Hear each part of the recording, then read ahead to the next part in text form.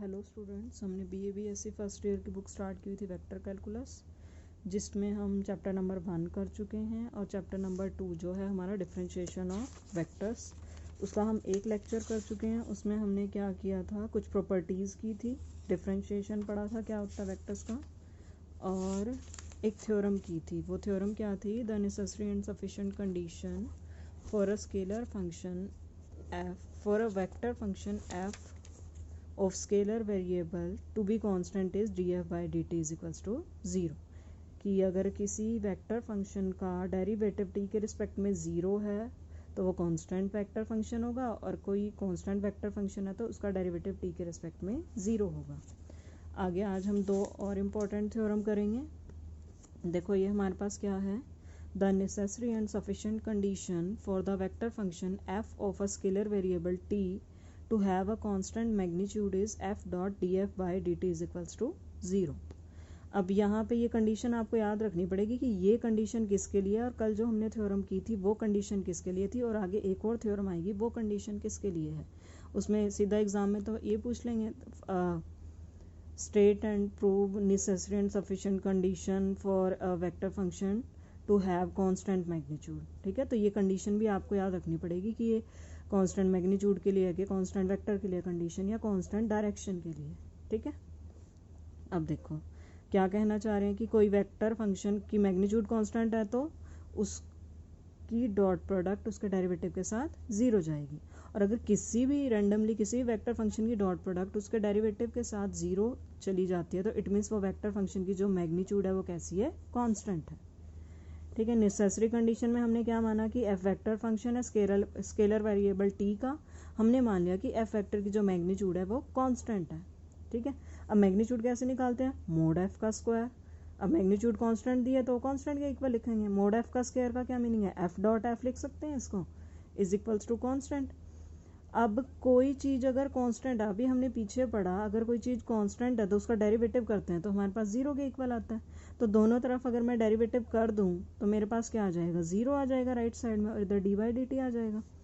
दो फंक्शंस की dot product का डेरिवेटिव करना आता है, पहले वे first function as it is derivative इस पे अप्लाई हो जाएगा, फिर प्लस फर्स्ट पे डेरिवेटिव लगा, पीछे वाला ये एज इट इज। अब डॉट प्रोडक्ट मुझे पता कॉम्यूटेटिव होती है, जिसमें क्या होता है, F dot D F by D T is equals to D F by D T dot F.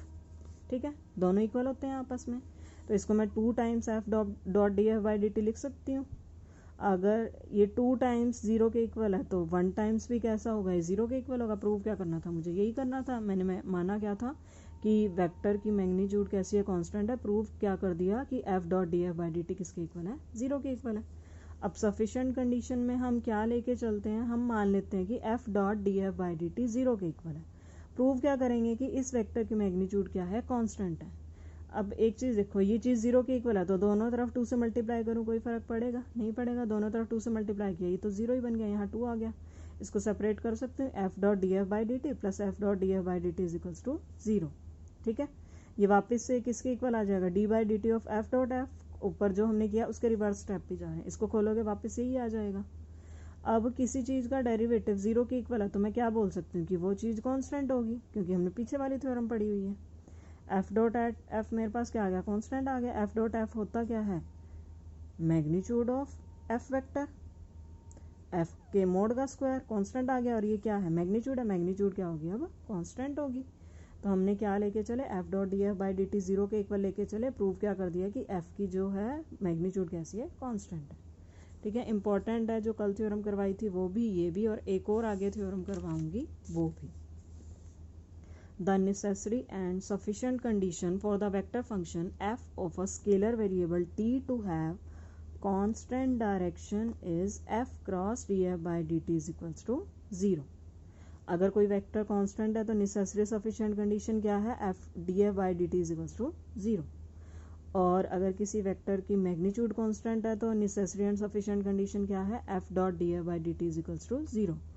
और किसी की मैग्नीट्यूड डायरेक्शन कांस्टेंट है तो नेसेसरी एंड सफिशिएंट कंडीशन क्या है, F cross D F by D T is equals to 0। ठीक है, अब मुझे ये इसको नेसेसरी सफिशिएंट कंडीशन लेके चलना है ना, मतलब वेक्टर की अगर डायरेक्शन कांस्टेंट है तो ये सेटिस्फाई होगी कंडीशन, अगर ये सेटिस्फाई है कंडीशन तो उसकी डायरेक्शन कैसी है, कांस्टेंट है। अब इसके लिए पहले मुझे ये चीज़ कैलकुलेट तो करनी पड़ेगी ना, ये किसके इक्वल आएगी। अब एक चीज़ देखो, हमने क्या पढ़ा हुआ कि वेक्टर फंक्शन के पास क्या होता है, मैग्नीट्यूड भी होती है एंड डायरेक्शन भी होती है। तो क्या मैं किसी भी नॉर्मल वेक्टर को मैग्नीट्यूड और डायरेक्शन की फॉर्म में रिप्रेजेंट कर सकती हूँ? कर सकती हूँ। कैसे? एफ वेक्टर को मैं लिख सकती हूँ, एफ वेक्टर में मैंने मैग्नीट्यूड क्या ले ली, ये सिंपल एफ वाली मैंने मैग्नीट्यूड ले ली इस एफ वेक्टर की। अब मैग्नीट्यूड यहाँ आ गई, डायरेक्शन की कमी है, मैंने क्या ले लिया कि ये वाला जो है F cap, capital F cap क्या है, यूनिट वेक्टर है इस वेक्टर की डायरेक्शन में। ठीक है, तो मैं एफ वेक्टर को कैसे रिप्रेजेंट कर पा रही हूँ, उसकी मैग्नीट्यूड इनटू इस वेक्टर की डायरेक्शन में यूनिट वेक्टर। डायरेक्शन के लिए ये काम आ गया और मैग्नीट्यूड के लिए ये काम आ गया। सिर्फ मेन चीज़ जो आपको इसमें याद रखनी है वो यही चीज़ ही है पूरी थ्योरम में याद रखने के लिए। ठीक है, वो आपको याद रखने में दिक्कत ही नहीं आएगी, क्योंकि हमें पता है वेक्टर फंक्शन की मैग्नीट्यूड भी होती है, डायरेक्शन भी होती है, तो हम मैग्नीट्यूड और डायरेक्शन की फॉर्म में उसको रिप्रेजेंट कर रहे हैं। ठीक है, अब देखो मुझे कैलकुलेट क्या करना है, F cross D F by D T. F तो आ गया मेरे पास, D F by D T calculate करना पड़ेगा। डेरिवेटिव दोनों तरफ करेंगे। अब ना तो उसकी मैग्नीट्यूड कांस्टेंट है ना ही डायरेक्शन कांस्टेंट है, क्योंकि अगर मैग्नीट्यूड या डायरेक्शन कांस्टेंट हो जाती है या दोनों कांस्टेंट हो जाती है तो वेक्टर ही कांस्टेंट हो जाएगा, तो सीधा डेरिवेटिव जीरो हो जाएगा। तो ठीक है, दोनों तरफ डेरिवेटिव कर पाएंगे हम। ठीक है, अब डेरिवेटिव किया, दो फंक्शन है, एक स्केलर फंक्शन की तरह काम कर रहा है, एक वेक्टर फंक्शन की तरह। पहले ये एफ एज इट इज और इसका डायरेक्शन वाले का डेरिवेटिव प्लस फिर स्केलर फंक्शन का derivative into vector function as it is. ये कौन सा फॉर्मूला लगा है यहाँ पे, D by D T of phi into जो आपने पढ़ा हुआ जी वेक्टर। ठीक है, उन प्रॉपर्टीज में। अब हमने क्या किया, F cross D F by D T निकालना है। एफ आ गया मेरे पास, D F by D T आ गया, F cross D F by D T लो, इसकी क्रॉस प्रोडक्ट इसके साथ ले लो, वैल्यू पुट कर दी बस सीधा।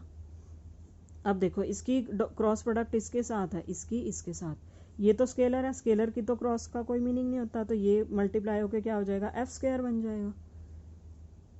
ठीक है, इसकी इसके साथ हो जाएगी F cross D F by D T.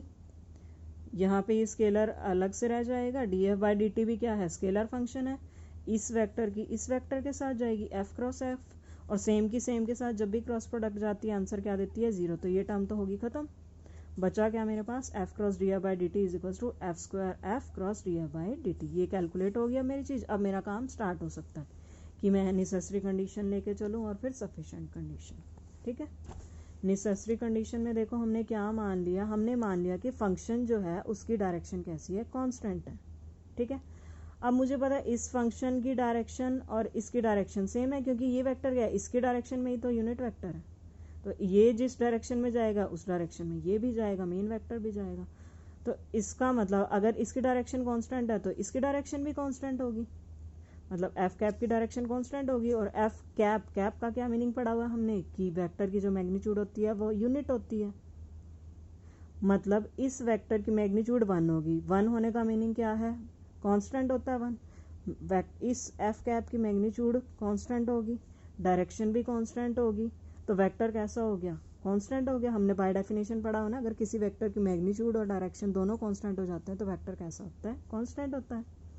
अब कोई वेक्टर कांस्टेंट होता है तो सबसे पहली थ्योरम में हमने क्या पढ़ा था, जो 3 थ्योरम की मैं बार बार बात कर रही हूँ, कि कांस्टेंट वेक्टर का डेरिवेटिव हमेशा जीरो वेक्टर होता है।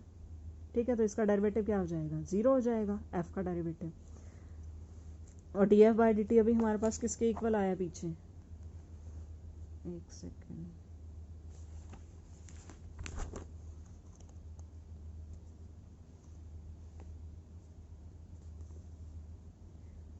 D F by D T हमारे पास किसके इक्वल आया है,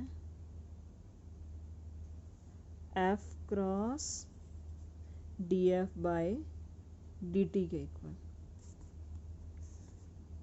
ठीक है, क्योंकि अब एक चीज़ देखो, रुको, ठीक है, D F by D T की वैल्यू जीरो आई है ना, अब ये वैल्यू यहाँ पुट कर दोगे, जीरो इंटू कोई भी वेक्टर जीरो ही आएगा, तो मेरे पास F cross D F by D T किसके इक्वल बन जाएगा, जीरो के इक्वल, क्योंकि D capital F by D T मेरा जीरो के इक्वल आया, इसलिए ये पूरी वैल्यू किसके इक्वल चली जाएगी, जीरो के इक्वल। मुझे प्रूव क्या करना था, कांस्टेंट डायरेक्शन लेके चली थी, मुझे प्रूव यही करना था, F cross D F by D T zero के इक्वल होगा, हो गया एक साइड से। अब सफिशिएंट कंडीशन में हम क्या लेके चलते हैं कि एफ वेक्टर इस कंडीशन को सेटिस्फाई कर रहा है। मुझे प्रूव क्या करना है कि एफ वेक्टर की जो डायरेक्शन है वो कैसी है, कांस्टेंट है। अब F cross D F by D T की वैल्यू मैंने यहाँ निकाली हुई है, ये वैल्यू पुट कर देंगे। अब F cross D F by D T इसके इक्वल है, ये चीज़ 0 है तो ये चीज़ भी 0 के इक्वल चली जाएगी। ठीक है, अब इसमें तो कोई प्रॉब्लम नहीं है, मुझे मैग्नीट्यूड के बारे में तो कोई प्रॉब्लम नहीं है। ठीक है, तो इसका मतलब प्रॉब्लम किस में होगी, इसके अंदर होगी। ठीक है, F cross D F by D T मेरा किसके इक्वल चला जाएगा, 0 के इक्वल चला जाएगा। और एफ की मैग्नीट्यूड हमारे पास क्या है, यूनिट वेक्टर होता है ना। Unit vector means magnitude unit होती है, मैग्नीट्यूड 1 होती है। इसका मतलब एफ कैप की मैग्नीट्यूड क्या है, कांस्टेंट है। और अभी हमने सेकंड थ्योरम में पढ़ा था, अगर किसी वेक्टर की मैग्नीट्यूड कांस्टेंट होता है उसकी डॉट प्रोडक्ट उसके डेरिवेटिव के साथ 0 हो जाती है। अब एक चीज़ देखो, इसकी cross product D F by D T के साथ 0 जा रही है और इसकी cross product D F by D T के साथ 0 जा रही है। तो यहाँ से हम क्या कह सकते हैं, प्रॉब्लम किस में होगी, D F by D T में ही। D F by D T 0 के इक्वल होगा। क्यों, अब एक बार लगेगा कि एफ को क्यों नहीं बोला मैंने 0 के इक्वल। एफ अगर 0 के इक्वल हो गया, ये यूनिट वेक्टर 0 के इक्वल हो गया, तो इसकी मैग्नीट्यूड यूनिट कैसे आएगी, इसकी मैग्नीट्यूड 1 कैसे आएगी, 1 नहीं आ सकती ना। इसका मतलब एफ वेक्टर तो एफ कैप तो 0 के इक्वल जा नहीं सकता।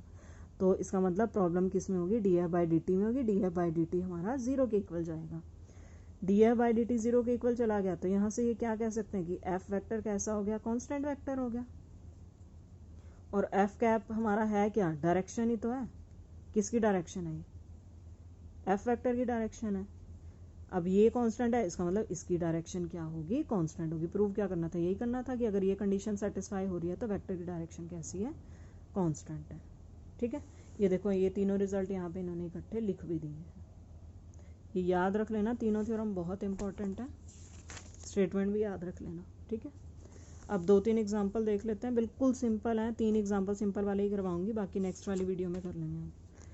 आर वेक्टर हमें दिया हुआ है, D R by D T निकालना है और D two R by D T square निकालना है। आर वेक्टर दे दिया, D R by D T कैसे करेंगे, कंपोनेंट वाइज डेरिवेटिव करेंगे। इसका डेरिवेटिव कर दो, इसका अलग से कर दो।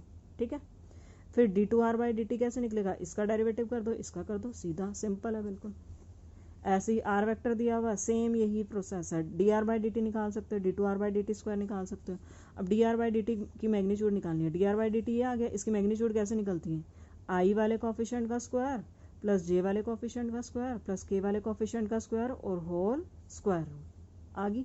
ऐसे ही D two R by D T square की मैग्नीट्यूड निकाल सकते हो, आई वाले कोफिशिएंट का स्क्वायर प्लस जे वाले कोफिशिएंट का स्क्वायर और पूरे का स्क्वायर रूट। ठीक है, सिमिलरली आपको क्या दिया हुआ है, ए वेक्टर दिया हुआ, बी दिया हुआ है, सी दिया हुआ है। आपको निकालना क्या है, डी बाई डी थीटा किसका निकालना है, ए क्रॉस बी क्रॉस सी का, जब थीटा हमारा 0 के इक्वल है। सबसे पहले क्या करोगे, बी क्रॉस सी निकालोगे। ठीक है, नहीं तो आपके पास क्या है, 3 वेक्टर की वो पढ़ी हुई है आपने, वेक्टर प्रोडक्ट क्या फॉर्मूला था उसमें, बी वेक्टर बाहर ए डॉट सी माइनस, अब सी बाहर ए डॉट बी।